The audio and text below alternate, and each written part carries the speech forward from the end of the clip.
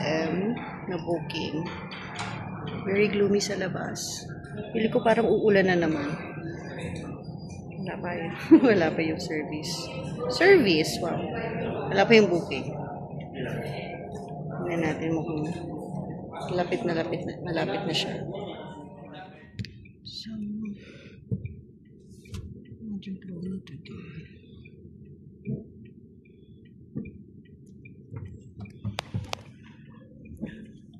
Tayo.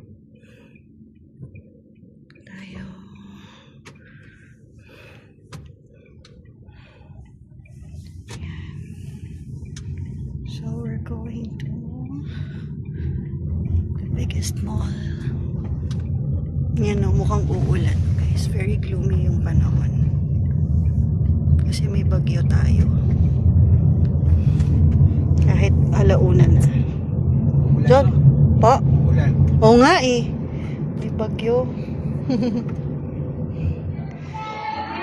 Smile! Pogi! Pogi! Nasa Disney Store kami. Dito na kami sa MOA. Ayan. So, ikot-ikot lang muna tayo dito sa Disney Store. Si Jolo. Excuse po! Thank you po! Okay, let's go. Alright. Wow! Yes! Toy Story! Opo, Toy Story!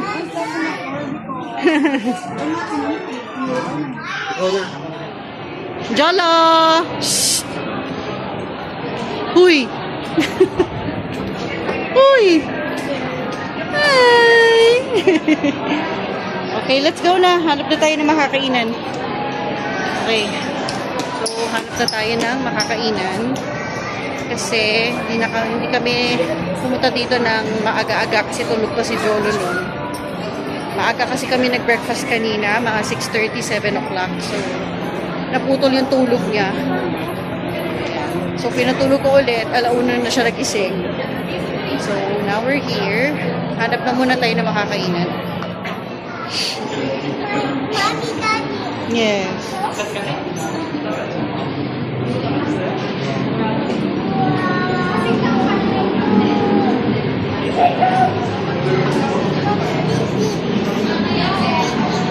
Biscuit? Biscuit? Oops.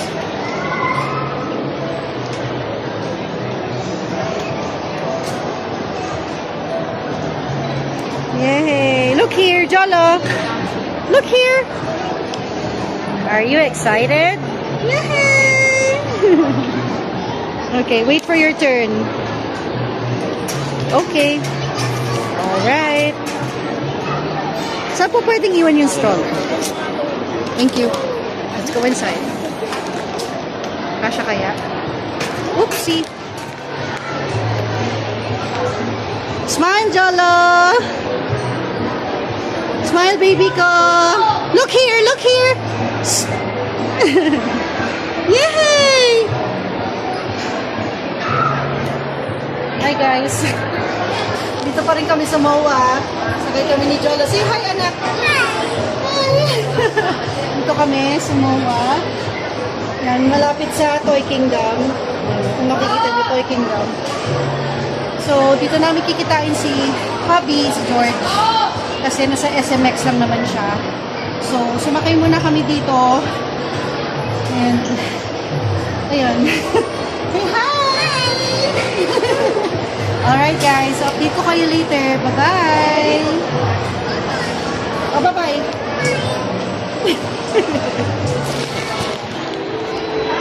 Jolo! Jolo, look here! Yay!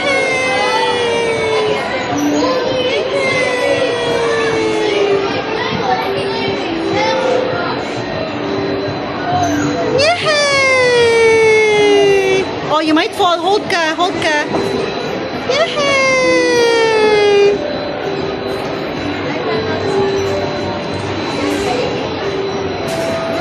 Hold ka lang, anak, ha? Malaglag ka. Big pa naman yung horse mo.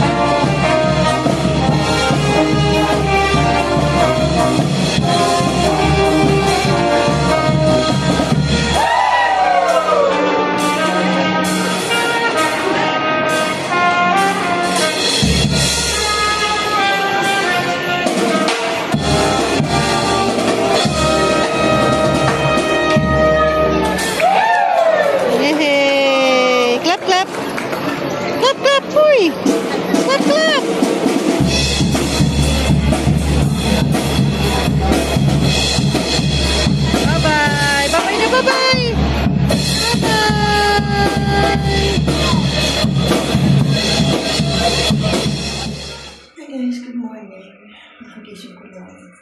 8 a.m. na. And kakaalis lang ni George papunta sa SMX. Gawa ng convention. So, second day na dito. Actually, third day. Actually. So, last full day na namin ngayon. And, back to reality na naman kami mamaya. Kung pwede lang mag-extend. Ay, anyway. So, ako ay mag-freshen up lang and mag-breakfast. So, wala na kaming breakfast buffet today. So, bumili naman ako kahapon ng, nung Friday na makakain. So, meron akong noodles at saka, arroz caldo ata yun. Tapos, since naitabi na ni George yung tsaa at saka coffee, yung pa-tsaa dito at saka pa-coffee dito sa hotel, may mga gatas pa naman si Jolo dyan na distro. So, yun na lang. Bala ko pa naman mag-coffee or mag-tsaa ngayong umaga. Anyway, since naitago na at naibaba na dun sa kotse kagabi, wala namang choice. So, I'm going to freshen up with this one, Skintific Damask Rose na brightening whipped cream cleanser. So, ito yung tinatry ko na. So, actually, parang mga 2 weeks ko na siyang ginagamit, guys. So, ayun. Mukhang okay naman siya sa skin ko. Sorry sa buhok ko, guys, kasi ito yung mga tutsang ko. Ayan. Tsaka kakabangon ko lang, actually. Tsaka bedroom voice pa ako talaga. Sobrang baba ng boses ko. So, anyway, mag-freshen up lang ako. Tapos mamaya, see you guys habang kumakain ako. Bye!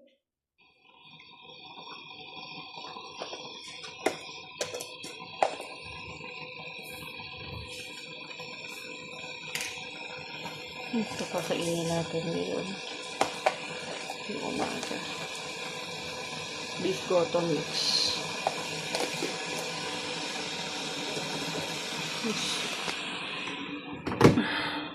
Yan. Cupcake pa. Tapos yung gatas ni Jolo. Yan. Yun na lang inumin namin.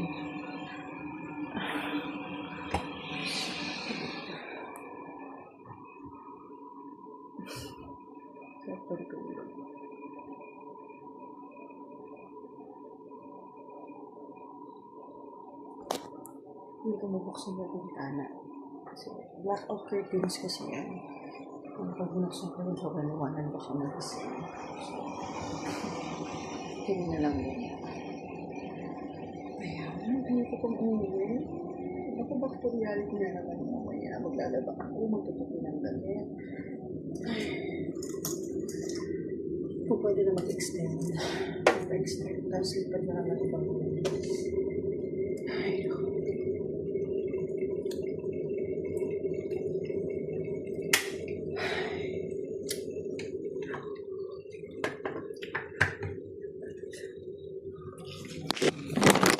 Pwede lang talaga.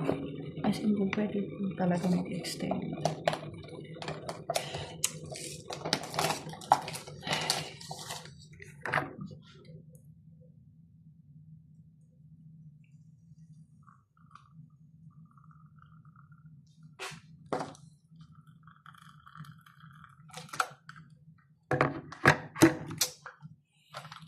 Parang ano yun, yung pakiramdam na gano'n na parang nakaka-anxiety na nasa bakasyonan kayo. Tapos, parang marirealize mo na, uy, naku, bukas uuwi na kami. Tapos, since ikaw yung naglalaba, parang, tsaka nagtutupi ng damit, tsaka yung stay at home ka, parang nakaka-anxiety na parang, ito na naman tayo, back to work ulit, parang kulang, no? Kulang yung bakasyon, kulang yung yung pag-unwind, gano'n. Ewan ko lang kung ako lang ha, pero parang kulang pa sa pahinga. Well, anyway, I'm hoping na in the future makapag-outing ulit. Actually, hindi naman to outing. Kailan kami nandito kasi nga convention ni hubby and sinama niya kami. So, nandito kami sa Seda, Manila Bay. Seda Hotel, Manila Bay. So, I'm hoping na next time makapag-outing ulit kasi sanay naman si Jolo talaga nag-outing. So, hindi talaga kami hirap mag-outing. Tsaka gusto rin kasi niyang makakita ng ibang scenery, ibang places. So, kahapon nga, yun nga, gumala nga kami sa MOA. So, mag-ina, habang nasa convention si George. So, masaya naman, although hindi namin masyadong na-enjoy yung pag-ikot kasi mga 2 o'clock na kami nakarating doon. And pagdating doon, kumain kami ng Jollibee. Pero, nagkita na kami ni George ng mga bandang 5:30, ganun, mga almost 6. So, since malaki ang Mall of Asia, hindi namin siya naikot talaga, ni Jolo. But anyway, at least, nakapunta kami doon ni Jolo. And, after many, ewan ko kung kailan na ulit na kami makakabalik dito sa Manila. Kasi, yung last naming stay dito, parang mga 7 months pa lang si Jolo. Tama ba? Parang mga 7 to 8 months pa lang si Jolo noon. Nung nag-convention si George. Kasi last year, kaya wala rin akong vlog. Kasi nga, nasa Rabat pa kami noon. Nasa Rabat, Morocco pa kami last year nung nagkaroon ng convention si George. Sa Manila Hotel siya noon. So, nagstay kasi kami ni Jolo sa Rabat hanggang August. So, nung nagkaroon ng convention si George nung July, wala kami. So, nag-Manila Hotel ulit. Sila noon ng convention. So, wala kami noon. So, ayun. Ano yan, once a year kasi yung convention. So, next year ulit yung convention.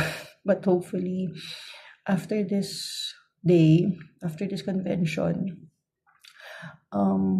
makapag-outing naman kami sa ibang lugar. Ayun. Kasi si outing talaga ako eh. Si outing girl talaga ako.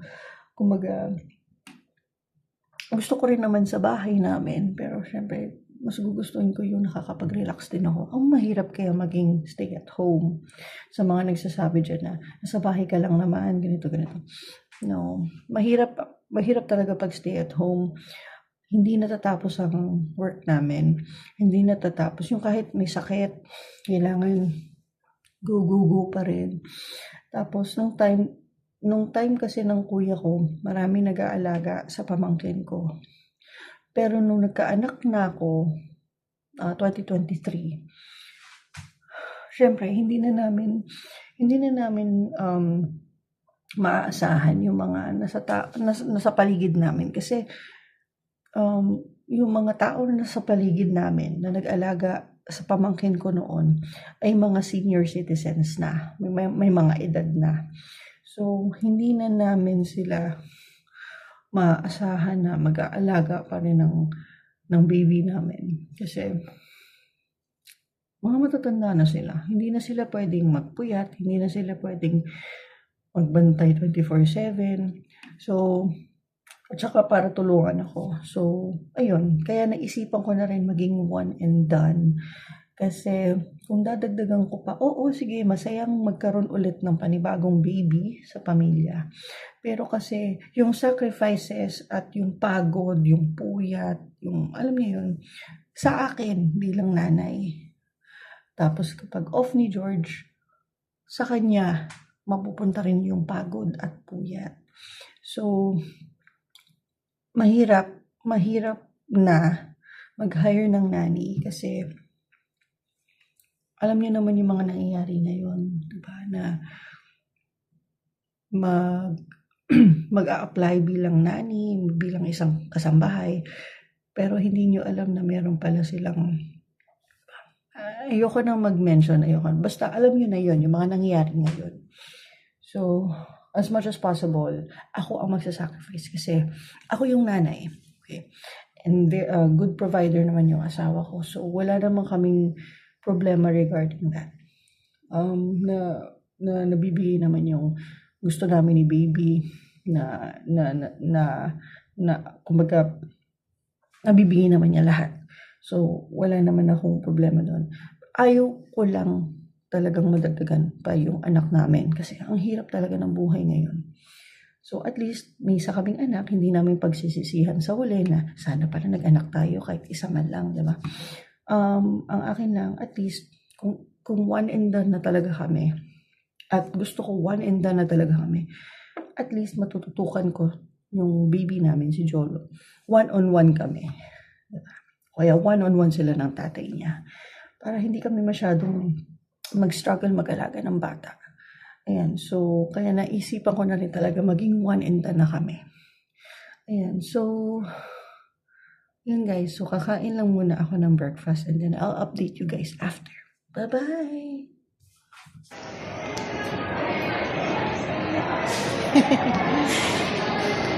Dito kami sa malapit sa supermarket ng Landmark.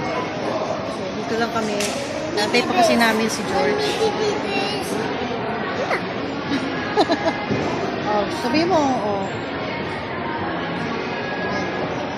Say hi, guys. Hi, guys. Hi. Guys. Ayan. So, dito muna kami tatambay kasi paikot-ikot na kami dun sa mga floors ng mall. So, dito muna kami. So, ano to? Other. Hi guys. So, nandito tayo sa Ayala Building B. Kasi doon kami galing sa kabila. So, nandito naman tayo sa Building B. BB first. Okay, say hi. Ayan. So, inaantay pa namin si George. Kasi hindi pa siya nag-update sa amin kung makikita na kami somewhere. So, since nandun siya sa SMX, nandito kami sa saan nga ba to? Asiana. Nandito kami sa may Asiana. Dito kami sa may Ayala. Nandun yung hotel, Zeta. Pero, since one last full day na kami dito, syempre, hindi na kami pwedeng pumasok sa loob. So, ayan, so dito muna kami sa labas. And, bakit kaya kami ng elevator? So, kasi may elevator dito. Ayan, so, sabihin nyo guys, see you later. Bye-bye. Bye-bye. Wave ka, wave. Bye-bye. Laters ulit, guys. Toke-toke tayo.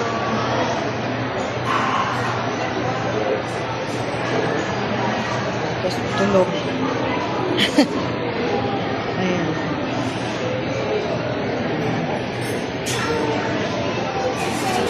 Dito muna kami kasi sobrang traffic for sure. Tapos sobrang lakas daw ng ulan. Ayan. Dito muna tayo sa Ayala Mall. Dito kami mag-dinner. Baka mag-Starbucks na rin kami dito. Kasi malapit lang dito yung hotel. Buti mabilis lang yung ano mo, binook mo. Oh, nandun lang eh. Nandun lang. Mukha naman come and go lang yung mga pasahero nila. Kasi mabilis lang, drop. Tapos buha ulit sila.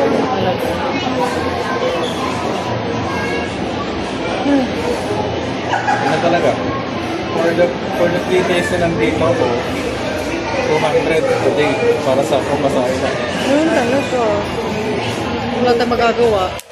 Tapos, ganun din naman eh. Kung tatanin ko yung Innova doon, Ganun din. magbayad din naman ako ng hourly rate. Pareho lang. Kain tayo.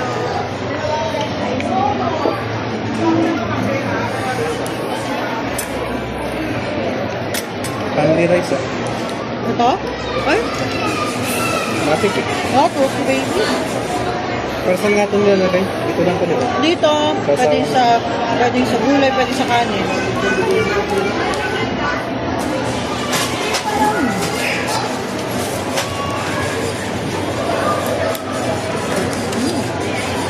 Sarap ng ano, beef misono. Mas masarap siya pag may kanin kasi pag wala, maalat. Pero pag may kanin, masarap.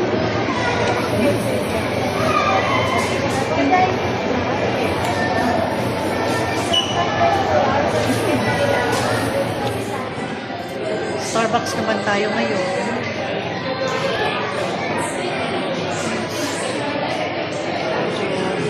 Gloomy kasi umulan kanina at ito ay tulog pa rin. Hi! Awake ka na? Ay! Awake na! Hi! Hi ka muna!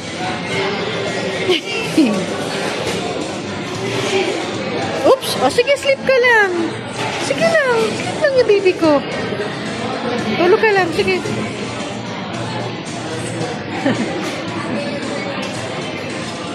Sige lang. Close your eyes lang. Ito kami sa Starbucks Reserve. Oh, awake na? Gising ka na? Oh, sleep ka pa. Sige. Okay lang. Sulitin na natin itong full day natin dito sa Manila ulit. Kasi last full day na namin today. Kaya, sulitin na. Hopefully by September, birthday ni John. Hopefully makabalik ulit kami dito tapos magbubok na lang kami ng hotel. Tapos dito na lang namin sa celebrate birthday niya. Third birthday niya. Sige anak, sleep ka lang, sleep ka lang. Sleep ka lang yung baby ko. Ayan, so hopefully makabalik kami dito. Tapos baka pumunta kami sa, ano yun, yung tour expo ba yun? Yung mga travel expo. Kasi pag pumunta ka sa mga ganon, pagsang presyo, tapos pwede ka na rin mag-book on that same day ng travel. Yung mga tourist nyo. So, hopefully makabalik kami dito sa Manila. Tapos, punta kami dun sa travel expo. Tapos, if ever man, makapag-book man lang kami ng hotel na bagsak presyo. Ayun. hopefully. Ano yun eh, parang September 4 to 6? Parang September 4 to 6 this year. So, ayun. Sana makabalik kami dito. Ayun, yun lang. So, magpa-vlog ulit ako na. Dito tayo. Regalo Malls. Building A. Sa Building A na ulit kami. Inaantay lang namin yung drinks namin. Kasi nag-order na si George ng coffee. Yung kotse namin sa hotel pa. Sa parking area lang ng hotel. Babalikan na lang namin mamaya. Ayun, update na lang mamaya.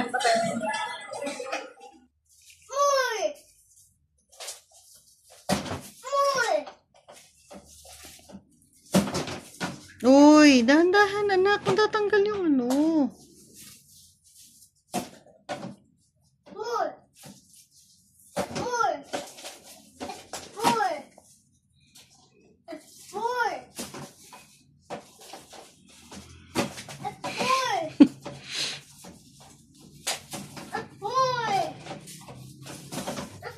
Dito na kami sa bahay.